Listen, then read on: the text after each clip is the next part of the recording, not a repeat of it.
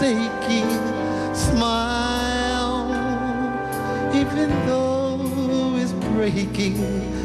When your brother did the Charlie Chaplin smile routine at the memorial for Michael, My brother Jermaine. Yeah, yes. It seemed completely appropriate to anyone that knew him, because that's what I remember about Michael, was this amazing smile he had, apart from the genius talent. You know, I still say to people, I saw him in Paris in the early 90s. I have never seen a concert like it in my life. Wonderful performer. I mean, incredible performer. But he had this amazing smile. Do you feel he's still with you? Do you feel he smiles down on you? Yes. A day doesn't go by where I don't think about him. Not one day. That goes for the rest of my brothers and sisters. We've spoken about it. Some of the most touching stuff in the book is about you and Michael when you were very young. Really like those passages, because it's kind of like you were looking after each other's backs a bit. You know, you each had each other, and yet the teasing was relentless, and he could be very naughty with you, but he always kind of knew you were there for him. I feel that he did. I hope so. We never talked about that, but, well, I feel like it's part of my job as a little sister, to have my back, to have the back of my brothers and sisters. What was he like as a little chap? The kid? Yeah.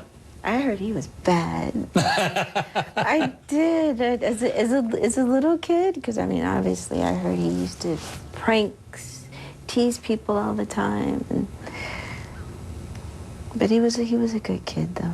And when you came along and you became his back watcher, and you both got a little bit older each time, how did your relationship evolve? We were very close. Mike and I were very close. We used to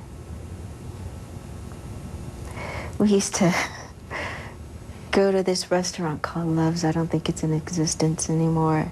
And we used to get a ton of dinners. And we'd drive around in the car looking for homeless people to give them to. Did you? Mm-hmm, we did it. We used to do it all the time. And just give them food. And one guy threw it at us. I don't need your stinking food. I was like, Mike, let's get out of here. So I can imagine you handling that okay, but I'd imagine Michael probably freaked when that happened. Well, no, he was driving, and I'm the one that's passing out the food. We got out of there, though. But, yeah, that's the only time we were ever any sort of rejection. But. And are you able now, because enough time has passed, the terrible grief you must have felt at the time, are you able now to think about with happy memories? Have you got to that stage yet? Mm-hmm. What do you think about? About passing out the dinners to the homeless, about taking care of the animals when we were kids, about some of the talks that we had, things like that. What was it, for those who didn't know him, what was he like? What were the misconceptions of Michael, do you think? He's very sweet, very gentle, incredibly smart. Always about love.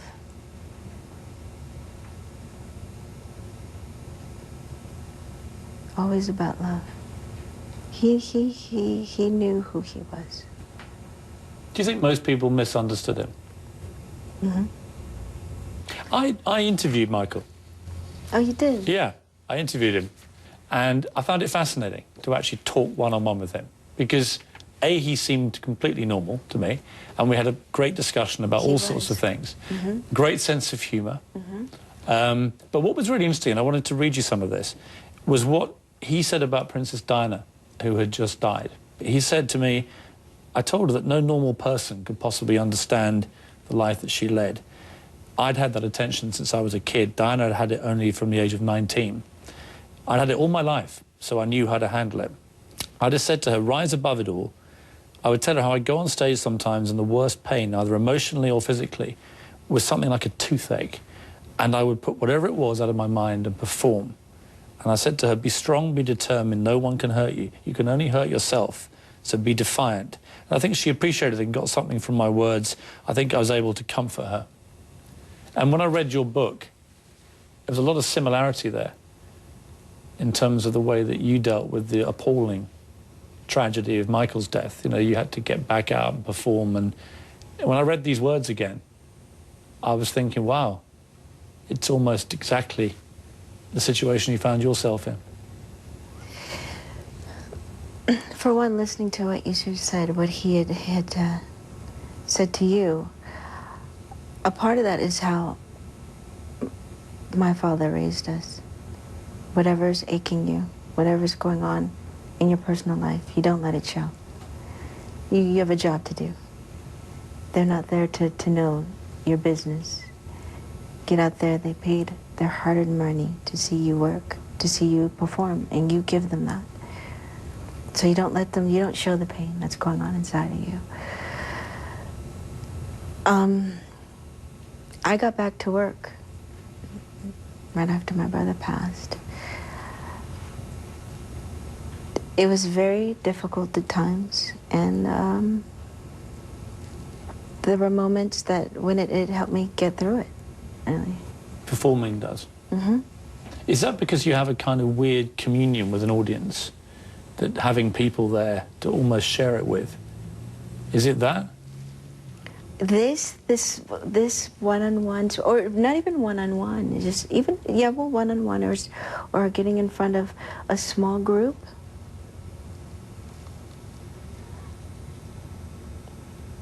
That's difficult for me. But 80,000 people on a stage is a different thing. No-brainer. Isn't that weird? It is weird. Isn't that crazy? I mean, I don't know what that's like because I've never done that. And here's another one that's kind of crazy. I don't like when people stare at me. Really? Oh dear, I'll be staring at you for about half an hour. Well, it's like I'm in the wrong profession. I'm in the wrong business. It's like, gosh, I You don't like being looked at? You are in the wrong business. I know, right? It's crazy. It's kind of crazy. I'm in the wrong business. But it's easier for me when I'm moving, when I'm thising, when I'm thating.